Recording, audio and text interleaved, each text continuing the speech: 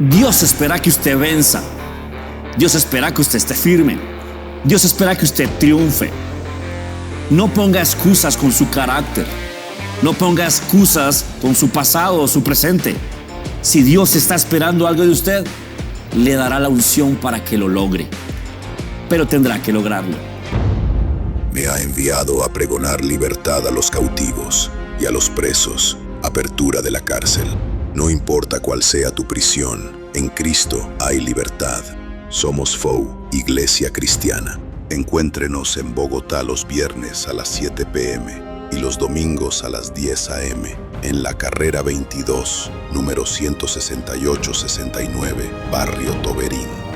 Somos FOU, ven tal y como eres. Mis amados hermanos, qué bueno estar con ustedes hoy. Vamos a enseñar la palabra del Señor. Mi enseñanza cambió de nombre varias veces. Pensé en que se llamara Prostitutos de Carácter, pero tal vez el algoritmo no nos deje moverla mucho, entonces la oculte un poco, la ponga ahí en el shadow ban.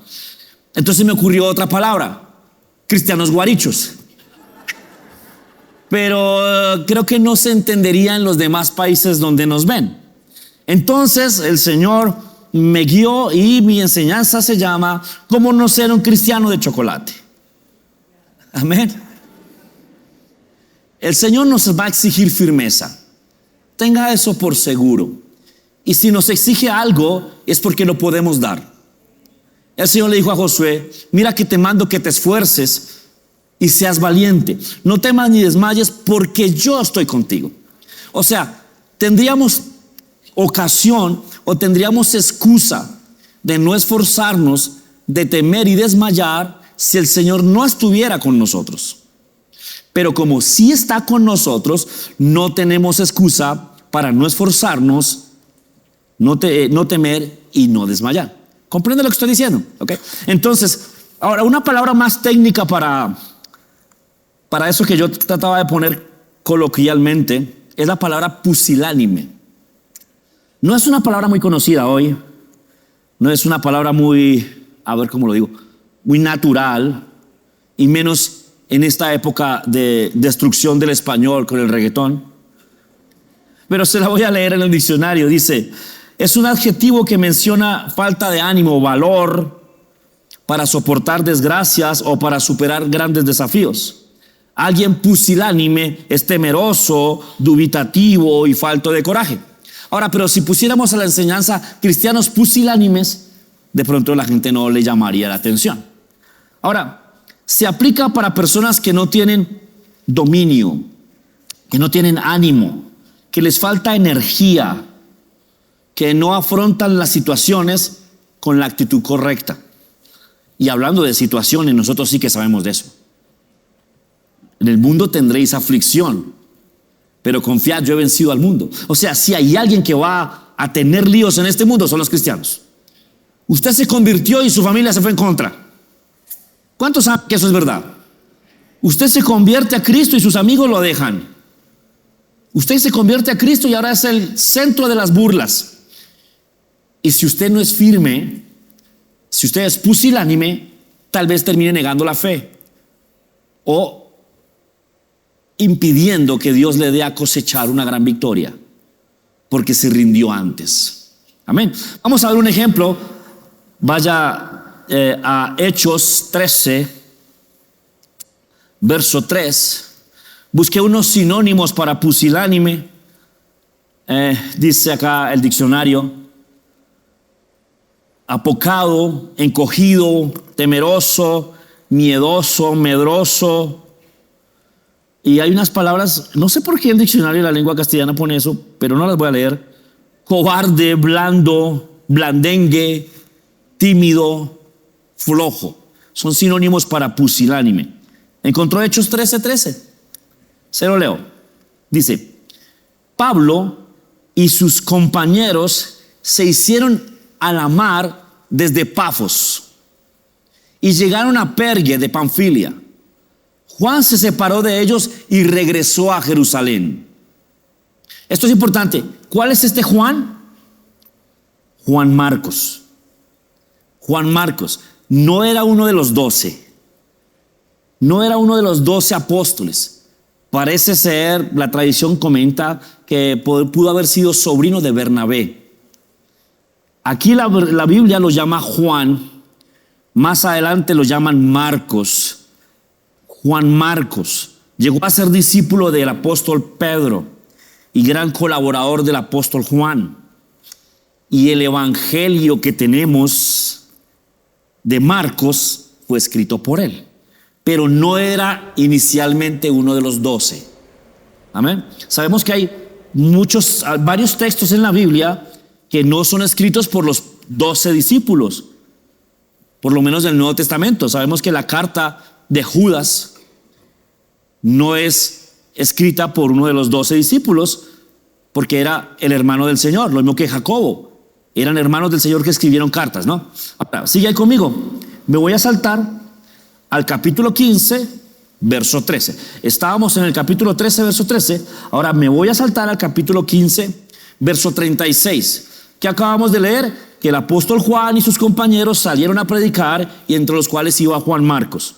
Mira el verso 36. Algún tiempo después, Pablo le dijo a Bernabé: volvamos a visitar a los creyentes en todas las ciudades donde hemos anunciado la palabra del Señor y veamos cómo están. Aquí va a empezar el segundo viaje misionero. Ya ocurrió el primero, va para el segundo. Resulta que Bernabé quería llevar con ellos a Juan Marcos, al que parece ser era su sobrino. Pero a Pablo no le pareció prudente llevarlo.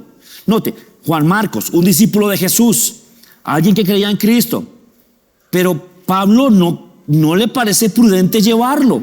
Ahora, sí lo llevó al primer viaje misionero, pero no cree que sea bueno llevarlo al segundo viaje misionero. ¿Me está siguiendo hasta ahí? Ok. Porque los había abandonado en Panfilia y no había seguido con ellos en el trabajo. Esto es bien importante. Resulta que un viaje misionero tiene que ser muy bien calculado con cristianos todoterreno. O sea, cristianos, como decimos aquí en Colombia, de lavar y planchar, que venzan, que hagan más de una labor, que sean capaces de vencer en varias áreas. Les pongo un ejemplo. Cuando enviamos personas de Bogotá a Medellín para trabajar los sábados, tratamos de enviar personas que sean hábiles en más de un área. Y usted va a ver allá cómo trabajamos allá en Medellín. Durante la alabanza se ponen el chaleco de producción. Termina la alabanza y se quitan el chaleco de producción y se ponen el chaleco de ujieres o de consolidación o de niños. Y los he visto a veces, porque ya tenemos menos servidores que acá. La vez pasada vi a Alejandra, estaba manejando las proyecciones, lo que aparece en las pantallas, manejando las proyecciones y moviendo las luces y cuadrando la consola. Las tres cosas al tiempo. Entonces, cuando mandamos gente para Medellín o para cualquier lugar, para Miami, necesitamos cristianos multitarea. Sí, como esa navaja suiza, ¿recuerda? La navaja de MacGyver. ¿Quién es MacGyver? Bueno, esa navaja multitareas que hacía que MacGyver destruyera un avión. Esos cristianos multitareas son claves en las misiones. Amén. Yo he sabido que el piloto del hermano Copeland también es su chef y también predica. Y también es su chef también. Y también el hermano Copeland, cuando era piloto de Oral Roberts, también predicaba. Cristianos multitareas, ¿cierto? Entonces, aquí Pablo tiene un viaje misionero, el primer viaje misionero. Va con Bernabé, un cristiano curtido, experto, un cristiano bueno en situaciones difíciles. Pablo, gran hombre de Dios, otro cristiano experto. Y Juan Marcos.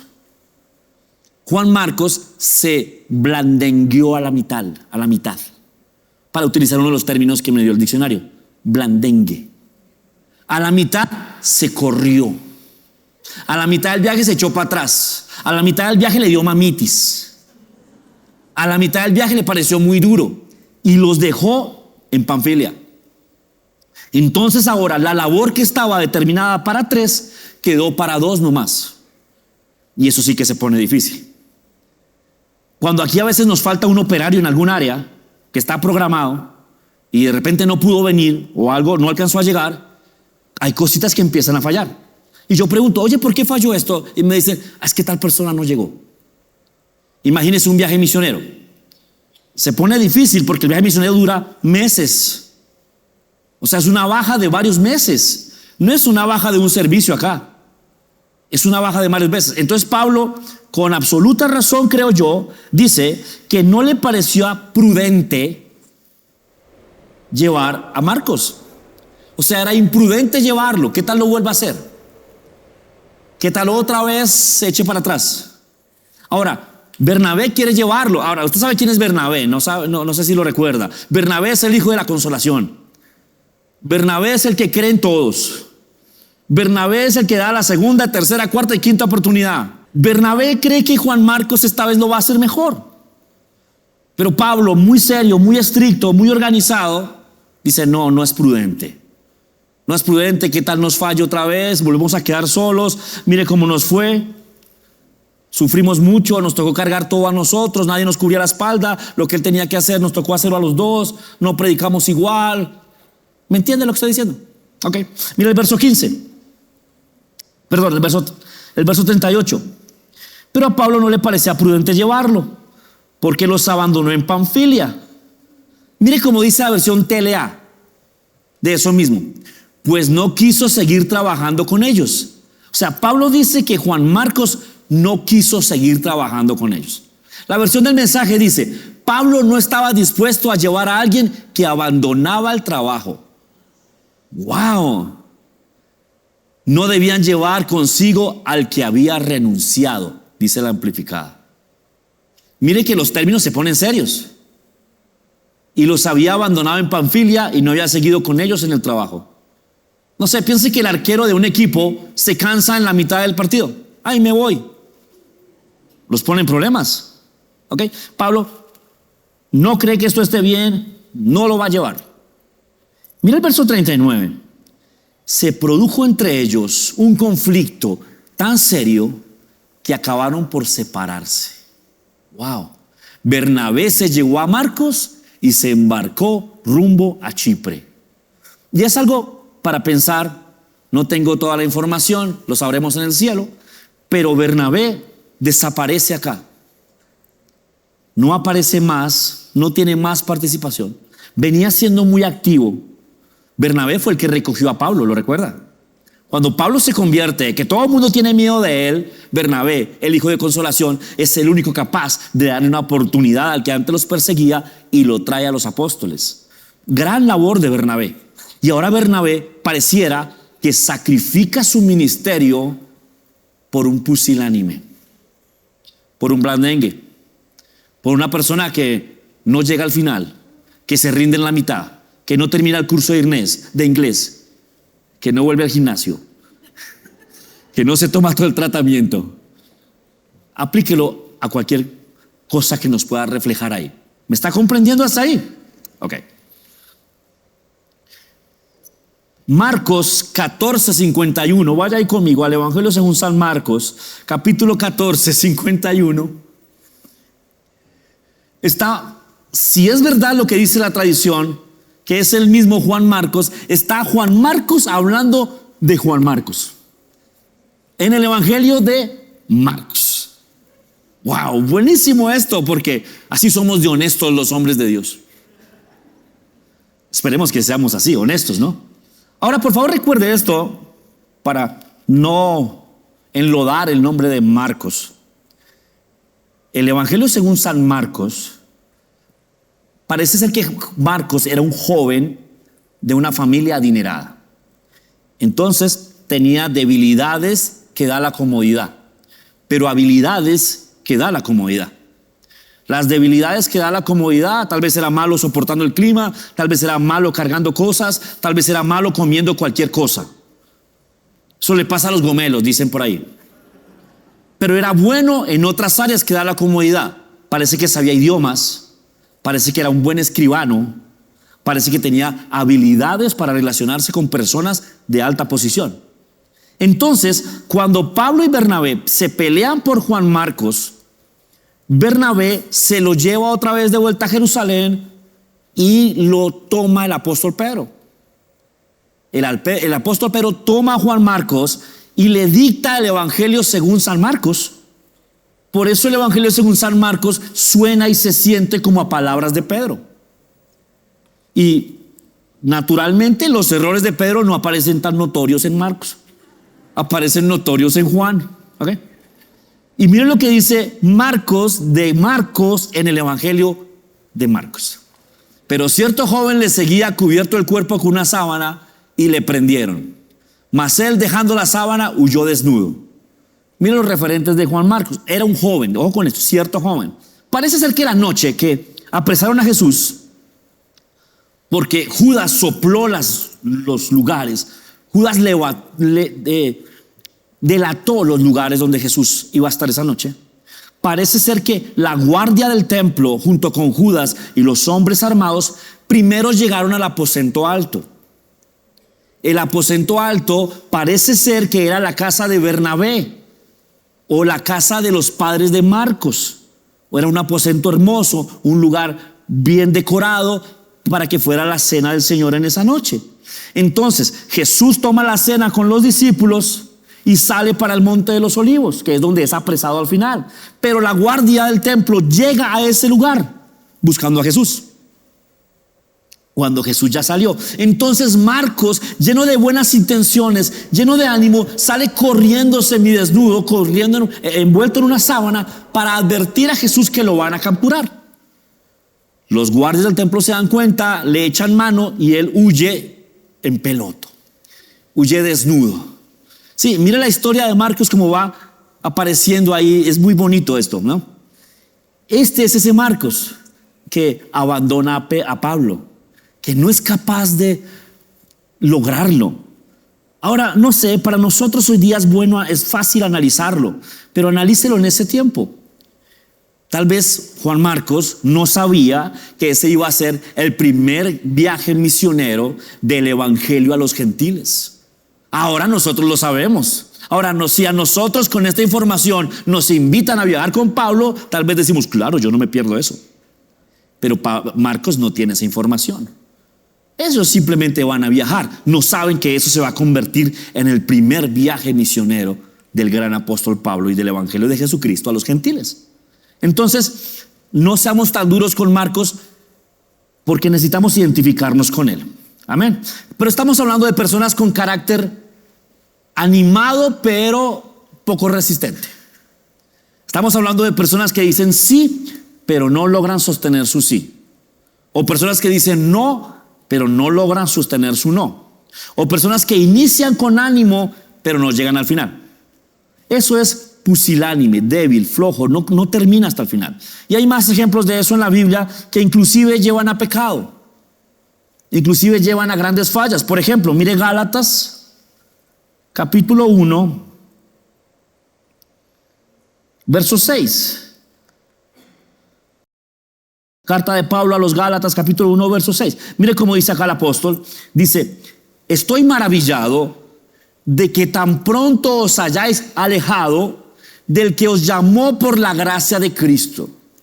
¿Qué pasó con los Gálatas? Pablo funda la iglesia de Galacia.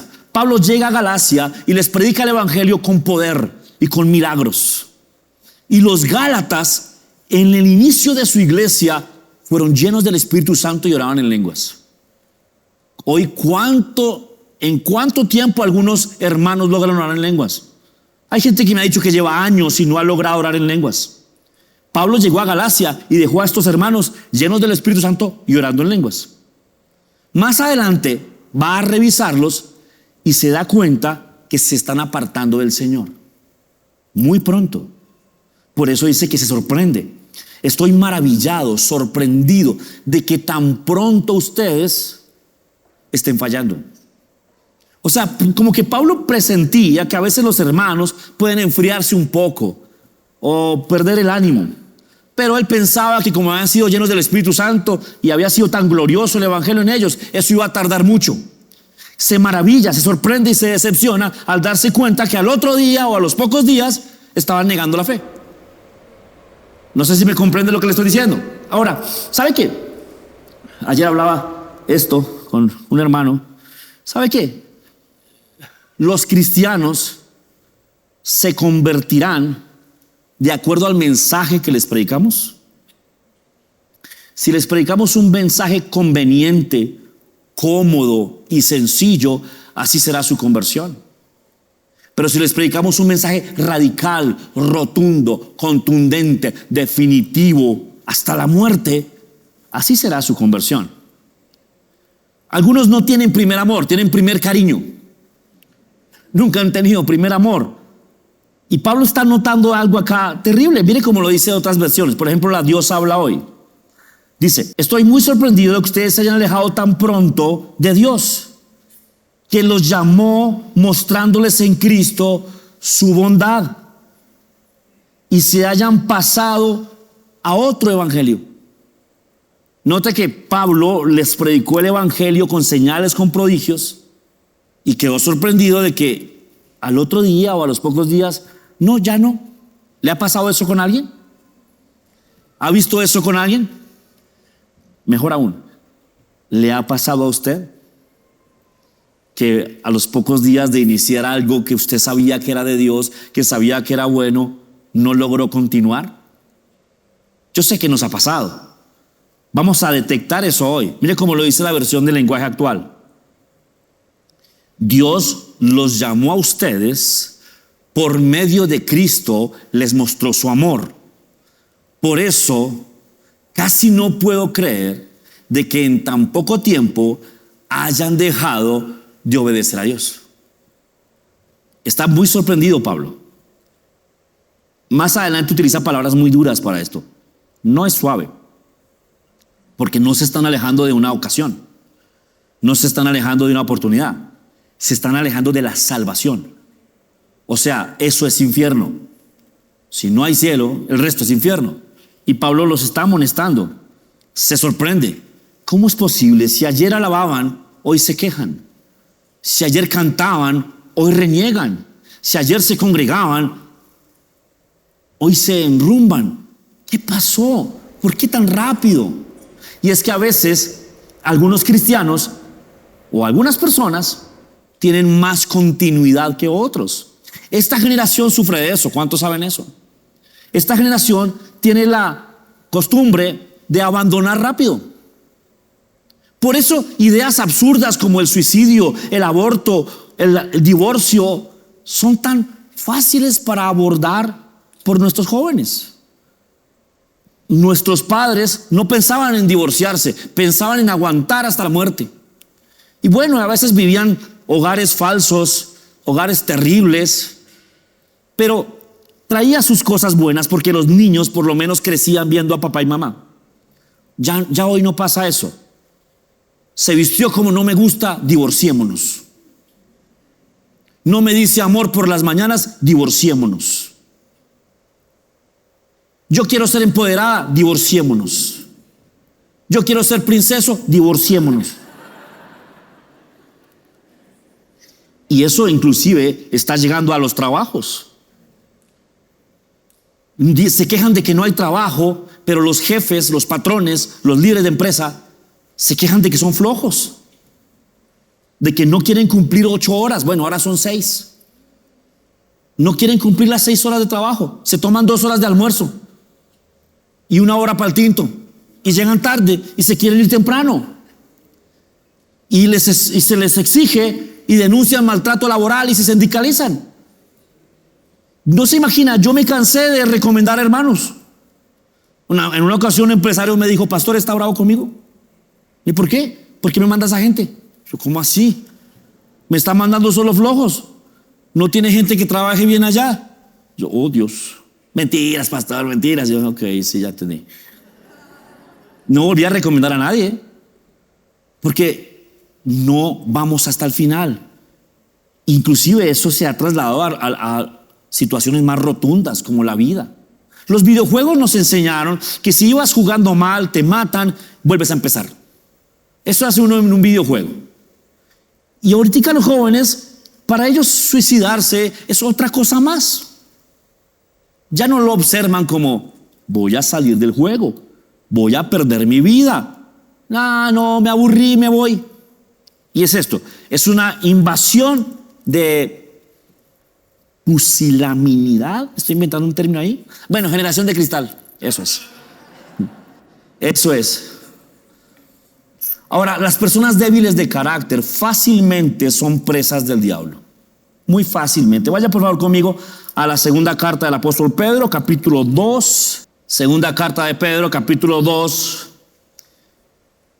verso 14. Miren esto acá. Dice, Pedro está hablando de algunos hombres malos y los describe de esta manera. Dice, tienen los ojos llenos de adulterio y no se sacian de pecar. Seducen a las almas inconstantes. Tienen el corazón habituado a la codicia y son hijos de maldición. Noten esto. ¿A quiénes seducen? A las almas inconstantes. ¿Qué es la constancia? No es esa salsa que venden por ahí.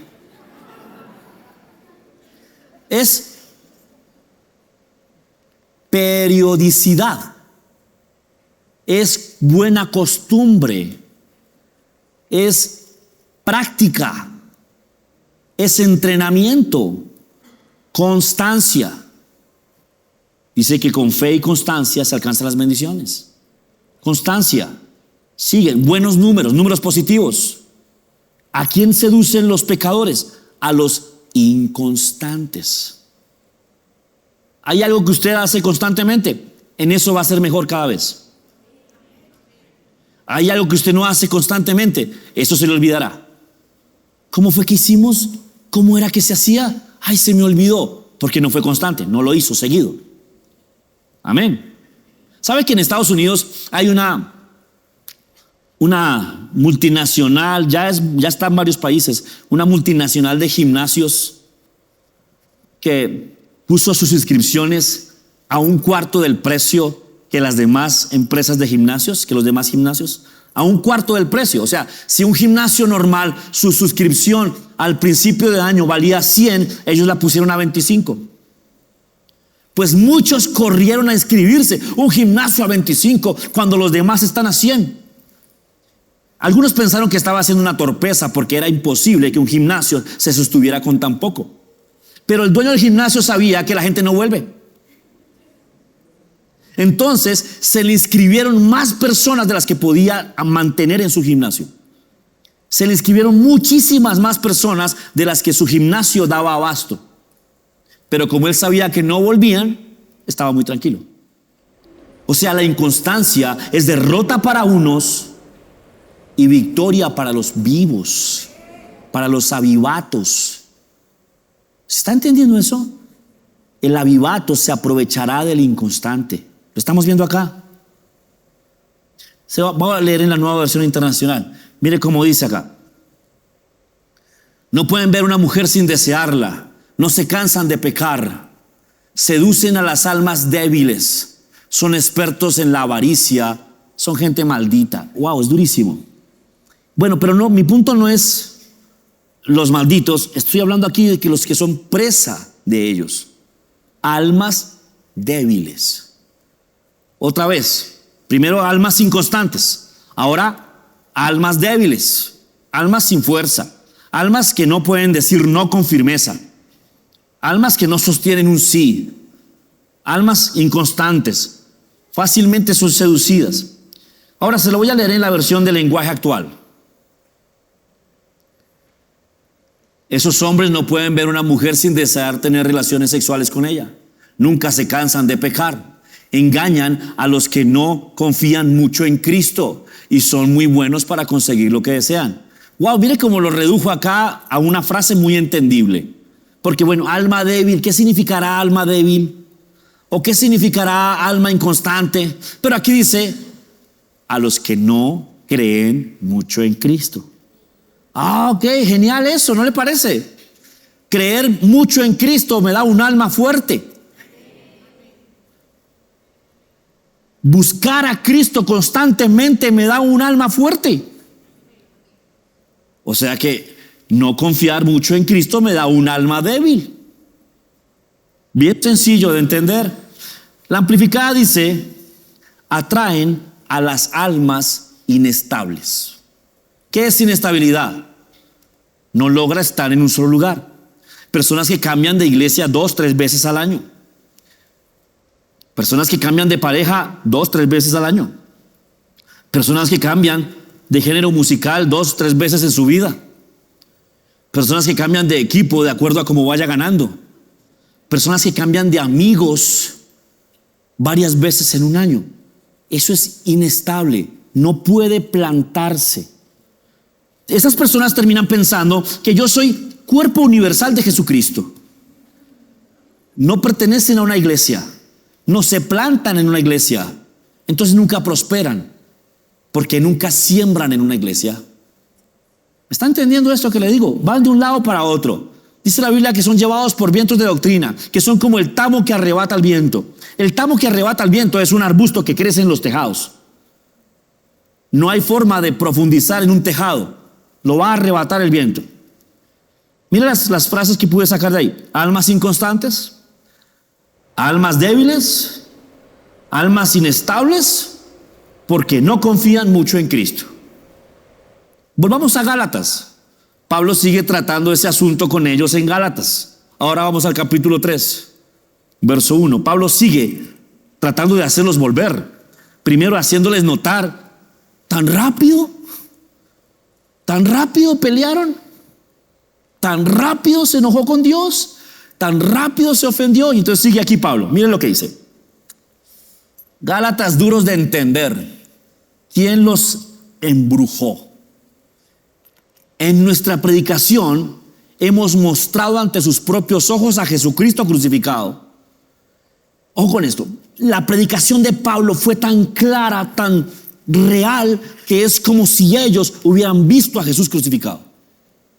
O sea, Pablo hizo un gran esfuerzo porque la predicación que hizo con los Gálatas no dejara fisuras ni campos de duda.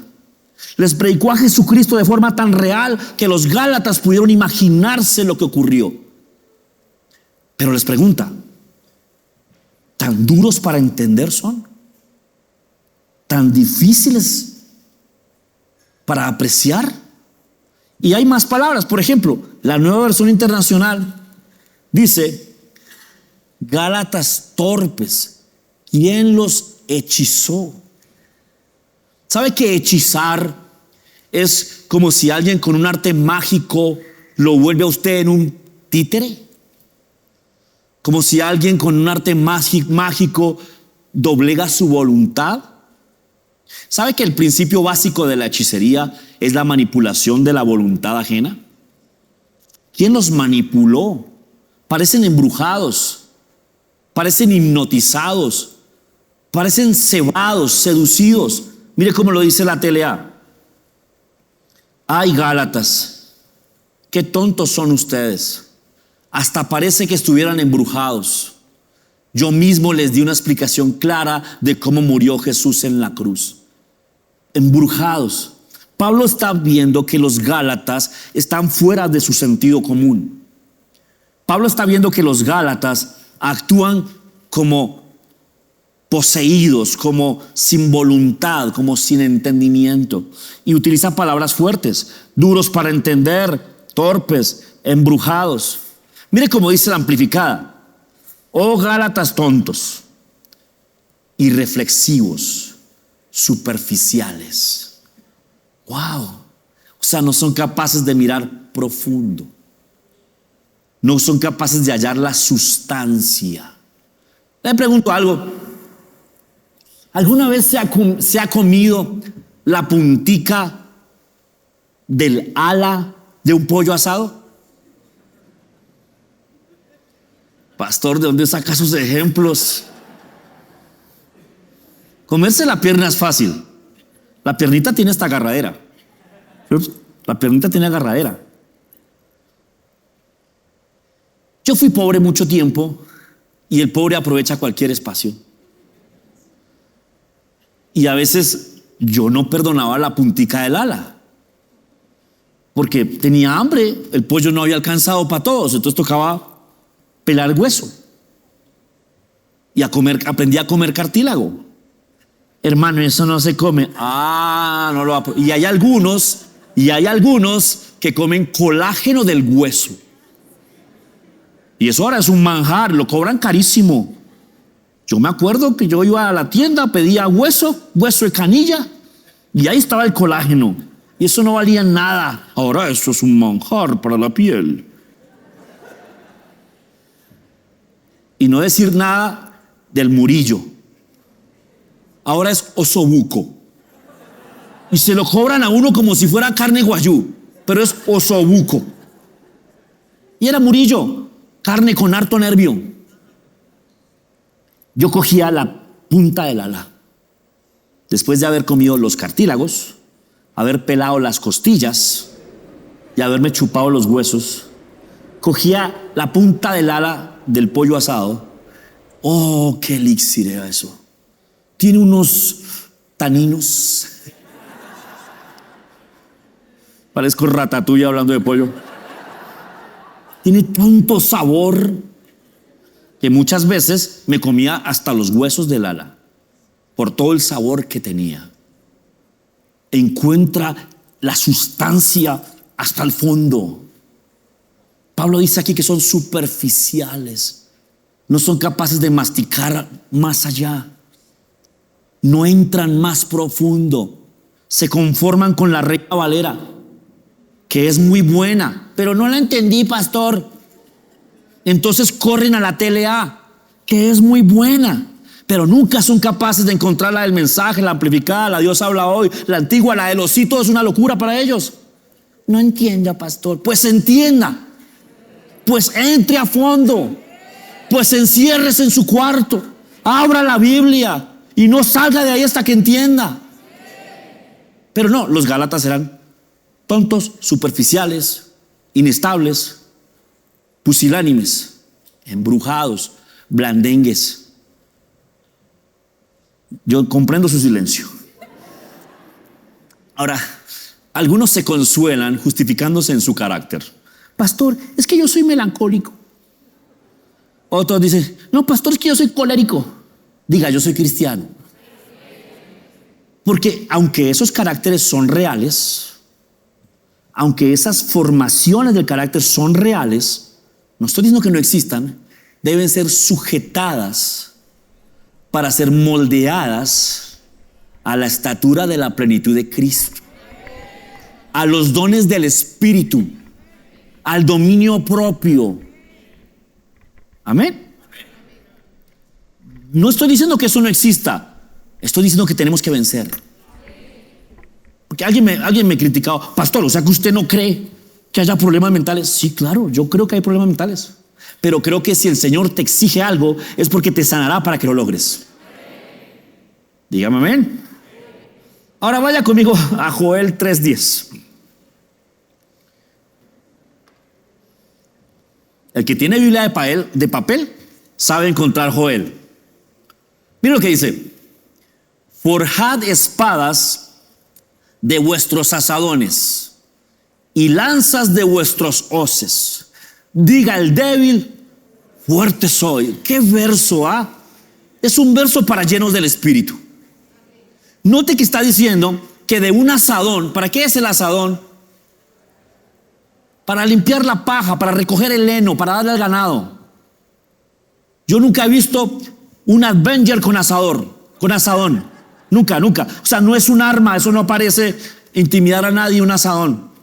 Es un tenedor gigante, difícil de manejar. Pero ¿qué dice Joel? Tome su asadón y conviértalo en espada. O sea, tome ese talentico que usted cree que no sirve para mucho y conviértalo en un arma contra el diablo. Eso está diciendo el Señor. Tome su herramienta, aquello que tal vez es normal, aquello que tal vez cualquiera tiene en su casa, y conviértalo en arte para Dios. ¿Comprende lo que estoy diciendo? Mire, se lo leo en otra versión. La Nueva Versión Internacional dice: forjen espadas de los asadones y hagan lanzas con las hoces. Que diga el cobarde, soy valiente. Wow. Mire, lo vimos hace algunos días. El viernes ¿Cómo fue que recibió sanidad la mujer que se acercó a Jesús por detrás? Hablando correctamente de sí misma. Yo estoy sorprendido cuántas personas son felices hablando mal de sí mismos. No, pastor, es que yo tengo una condición. No, usted es sano en Cristo. Usted es lo que Cristo dice que es. Usted es el poderoso guerrero del Señor. Satanás tiene miedo cuando usted se levanta. Cuando usted abre la boca, al diablo le tiemblan las piernas.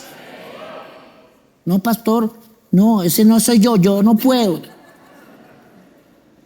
¿Qué dice acá? Hable bien de usted. Todo lo puedo en Cristo que me fortalece. Mire, a mí cuando yo estaba bien jovencito, me diagnosticaron con TDAH. La orientadora del colegio me dijo que me volvería un genio o un psicópata. En ese tiempo no había mucho estudio de eso, pero ella se dio cuenta que yo tenía problemas de aprendizaje. Por mucho tiempo, eso se volvió una excusa para mi poco rendimiento y mi mal comportamiento. Y yo pensaba, no, es que yo tengo TDAH, yo tengo derecho a tirarme matemáticas. No, es que yo tengo TDAH, yo tengo derecho a portarme mal. Pero llego a Cristo y me doy cuenta que si sigo consintiendo la condición, si la acepto como mía, si la pongo en un trono, la condición me va a decir cómo soy. Y nunca podré hacer lo que Cristo dice que yo soy. No estoy negando la condición. Estoy diciendo que Dios es más poderoso que eso. Y si me está exigiendo que venza, es porque me dará la unción para hacerlo. O si no, Él sería injusto en pedirme algo que yo no puedo. Amén. Mire, supe el caso clínico. Me sorprendió en gran manera. El caso clínico de un hombre, creo que ya se los conté, se lo hablo rápido. El hombre tenía algo de déficit de aprendizaje. No era brillante. Era un hombre promedio. Se casó. Tuvo varios hijos. Se empleó. Le iba muy bien el trabajo. Y cerca de pensionarse, o sea, avanzado en su edad, tuvo un problema en un brazo. Había algo que no tenía mucha movilidad en el brazo. Entonces lo llevaron al médico para hacerle exámenes. No encontraban por qué el brazo no funcionaba igual. Algo estaba pasando. Al final terminaron haciéndoles exámenes en la cabeza. Y resulta que el hombre tuvo hidrocefalia cuando era bebé. Hidrocefalia, más o menos, para no ir tan profundo, es cuando el cerebro se llena de agua. Y no le detectaron la hidrocefalia porque era muy pobre. Su mamá, su papá no pudieron llevarlo a chequeos médicos para descubrir que tenía hidrocefalia y tratarlo. Nunca lo trataron, ni se dieron cuenta. La hidrocefalia avanzó y dejó solamente un espacio del 10% para el cerebro. Y el 10% del cerebro del hombre se formó en las paredes del cerebro. El resto era agua. Con ese 10% se casó, trabajó y tuvo hijos. Usted tiene el 100.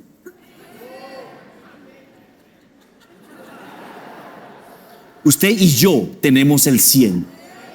Me meto ahí. ¿Nota eso? ¿Nota lo que está pasando?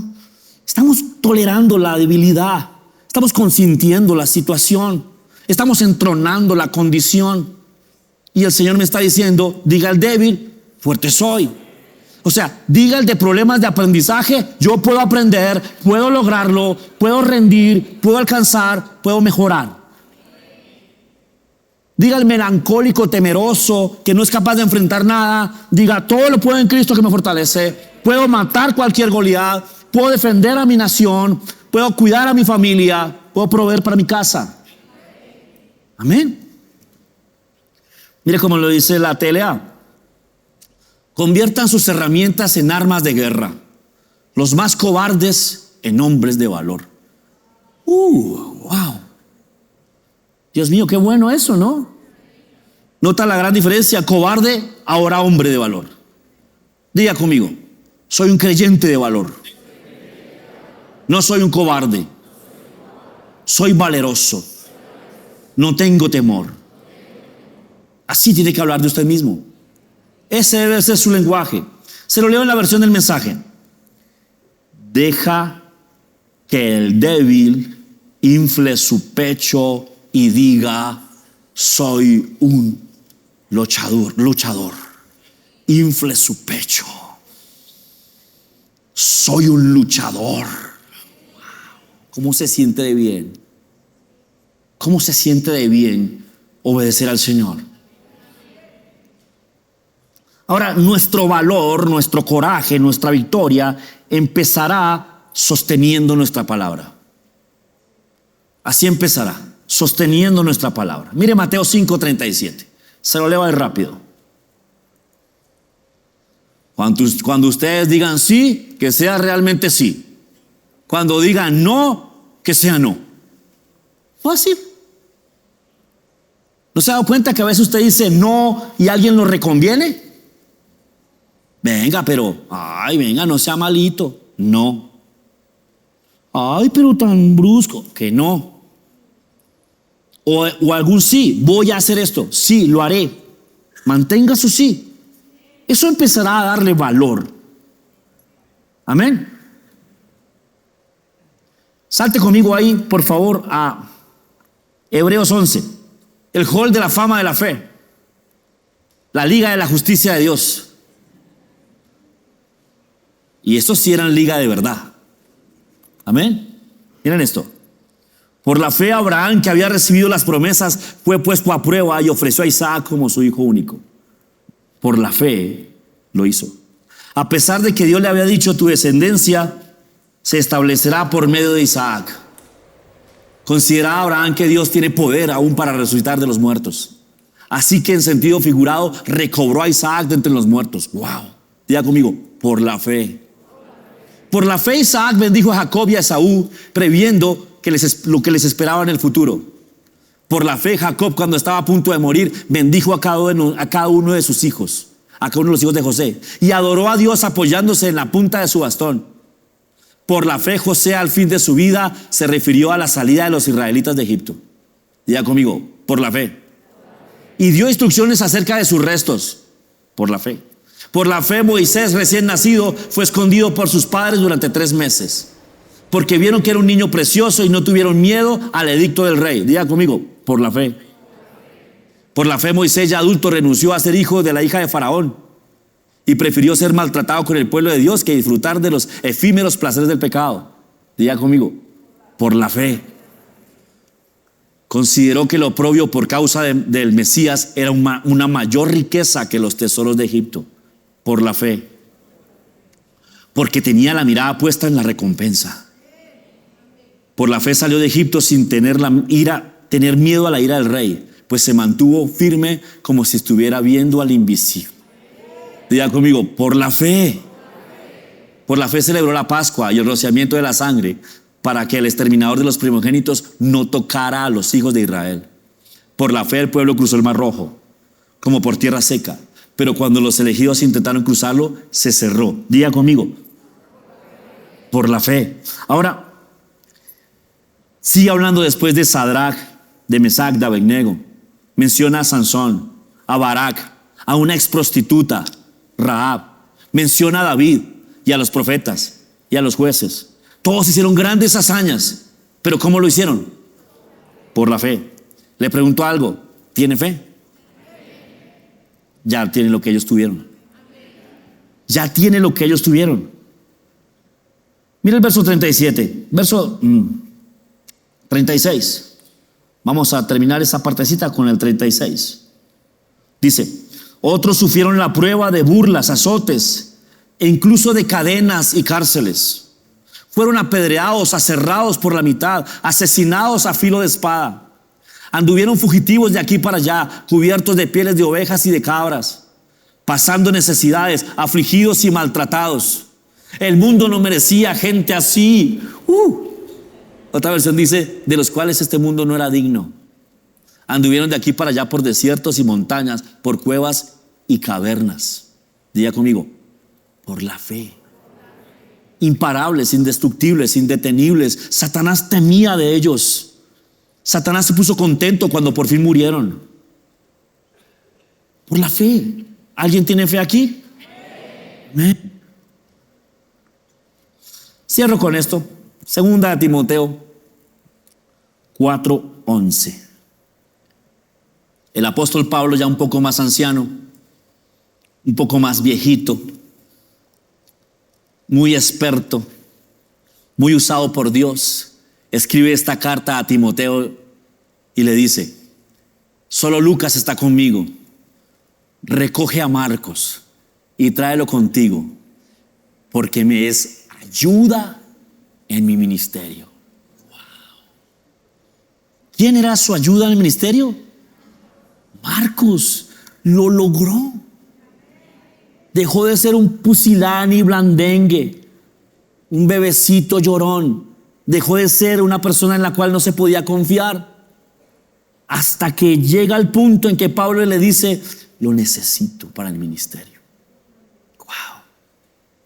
Ahora, que de nosotros puedan decir: por la fe lograron pagar sus deudas. Que de nosotros puedan decir: por la fe se casó. Que de nosotros puedan decir: por la fe se mantuvo casado. Que de nosotros puedan decir: por la fe tuvo hijos. Por la fe los crió. Por la fe los alimentó. No se le murió ninguno, por la fe. Por la fe los levantó hasta que fueron grandes hombres. Amén. Por la fe tomó su ministerio. Por la fe logró servir al Señor. Por la fe llevó a muchos para Cristo. O por la fe logró levantar su empresa. Por la fe terminó la carrera. Por la fe se graduó con honores. Por la fe, por la fe, por la fe. ¿Alguien tiene fe? A cada uno les da una medida de fe. Usted tiene todo lo que necesita para no ser pusilánime, para no dejarse embrujar, para no dejarse engañar, para no dejarse enredar, sino para que Dios lo use. ¿De qué nos sirve recibir tanta palabra? Saber que Dios nos ama tanto, saber que nos perdonó tanto, saber que nos equipó tanto. ¿De qué nos sirve decir que somos real sacerdocio, nación santa, pueblo escogido? ¿De qué nos sirve saber de su gracia y su misericordia si no vamos a ir a hacer sufrir al diablo? Si no vamos a dar ejemplo a los que están a nuestro alrededor. ¿De qué nos sirve tener tanta palabra si no logramos levantarnos de la cama? ¿De qué nos sirve saber tanto si nuestro hogar se cae a pedazos? Si no somos capaces de reparar nada, si nos dejamos ganar por un día lluvioso. ¿De qué nos sirve tanta fe si nos gana el tráfico, si nos gana la lluvia, si nos gana el desánimo? Tenemos que hacer conciencia, tenemos que ser justos. Tenemos al poderoso gigante, wow, al cual el diablo teme. Usted no se puede dejar ganar. No nos ha sobrevenido ninguna tentación que no sea humana, sino que fiel es Dios, que no dejará que tú seas tentado más allá de lo que puedes resistir, y junto con la tentación dará la salida. Esa situación que usted está pasando, usted la vence. Esa situación que usted está pasando, usted la gana. Y al final de los días usted dirá: aquí estoy, Señor, no renuncié, aquí llegué, hasta aquí me ha traído el Señor. Amén. Póngase sobre sus pies, por favor. Aleluya.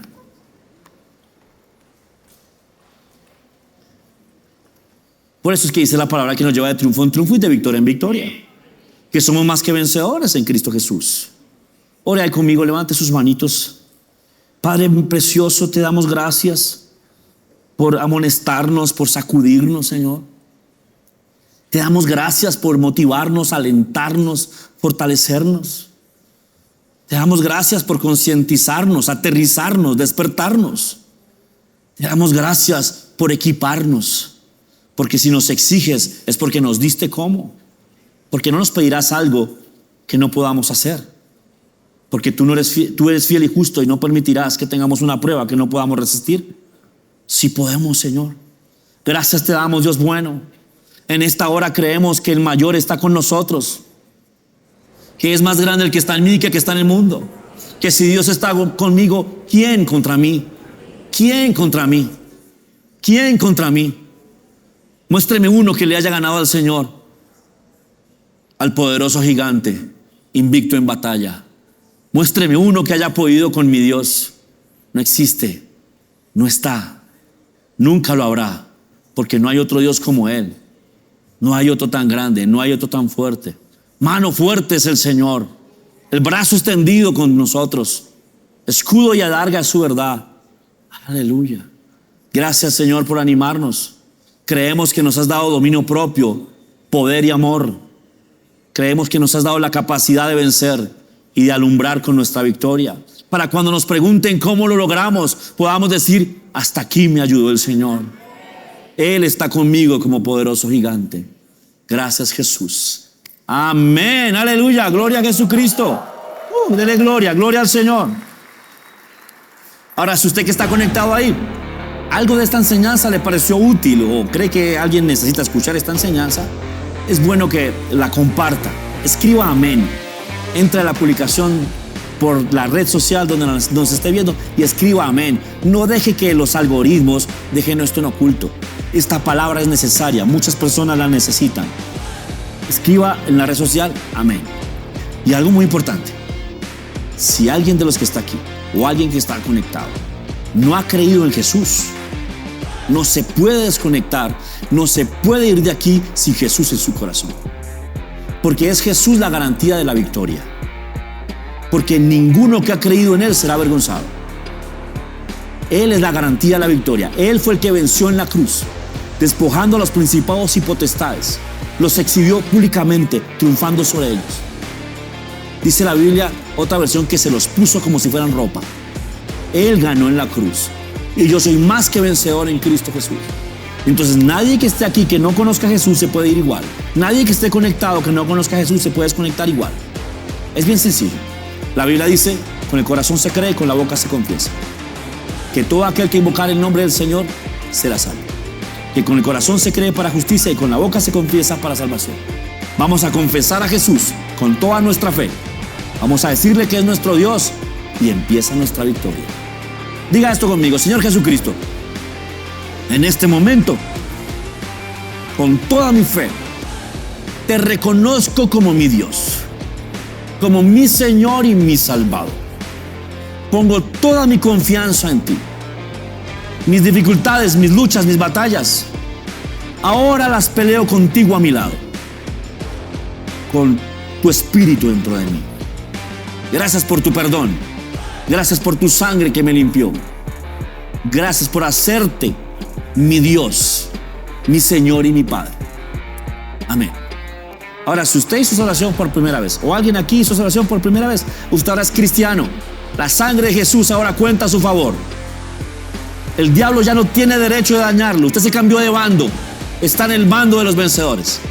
Déjeme saber si creyó en Jesucristo. Escriba los números de WhatsApp que aparecen en pantalla o a la red social por donde nos ven. Mis amados, nos vemos a la próxima. Dios los bendiga.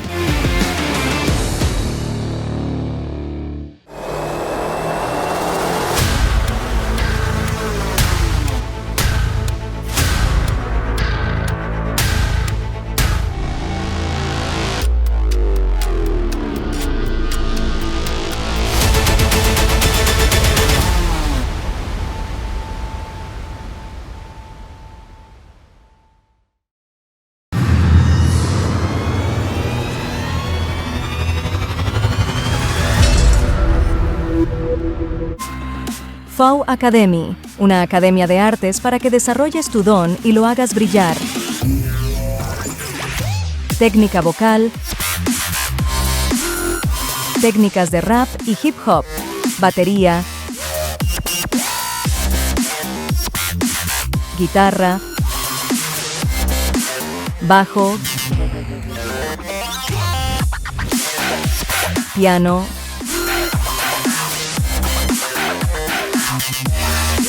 street dance, arte dramático, tatuaje, fotografía para redes sociales y mucho más. FAU Academy, una academia de artes para que desarrolles tu don y lo hagas brillar. Estamos ubicados en la carrera 22, número 168-69, Barrio Toberín.